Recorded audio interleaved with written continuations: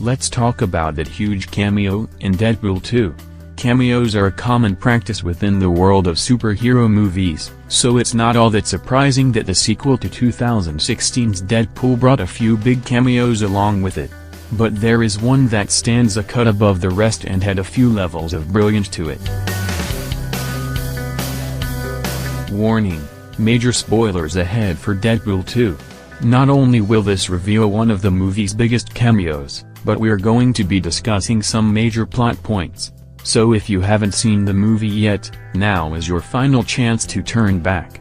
The trailers for the movie made it clear that the X-Force was going to assemble, and that was indeed a major plot point. Shatterstar, Louis Stan, Bedlam, Terry Crews, Zeitgeist, Bill Skarsgård, Domino, Zazie Beetz, and Peter, Rob Delaney, were all heavily advertised.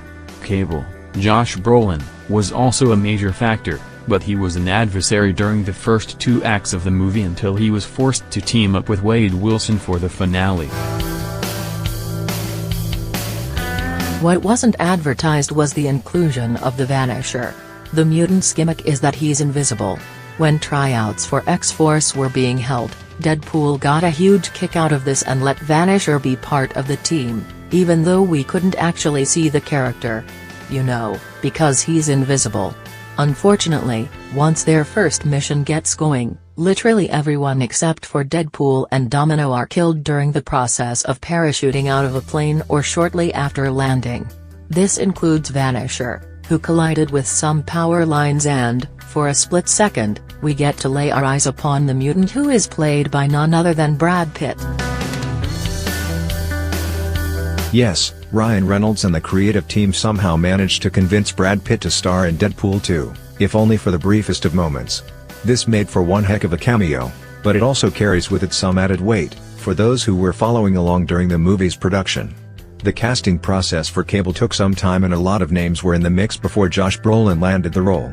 At one point, it was reported that Pitt was being eyed to take on the role of Nathan Summers, aka Cable, but that didn't pan out. However, this all may have been for the best. Not only was Josh Brolin excellent as Cable, but getting this Brad Pitt cameo was pretty fantastic. Deadpool did use Cable's time-traveling device to go back and save Peter during the post-credits scene, but he was content to leave Vanisher and the rest of the short-lived X-Force members dead. So, unfortunately, it looks like Pitt won't be back in the X-Force movie, but his very brief screen time in Deadpool 2 will surely go down in infamy. Somehow managed to keep this mostly a secret, and it made for a great surprise, if you even caught it while watching the movie. If you blinked or looked away at the wrong time, you very well may have missed it. Something to look for on your next viewing, if so.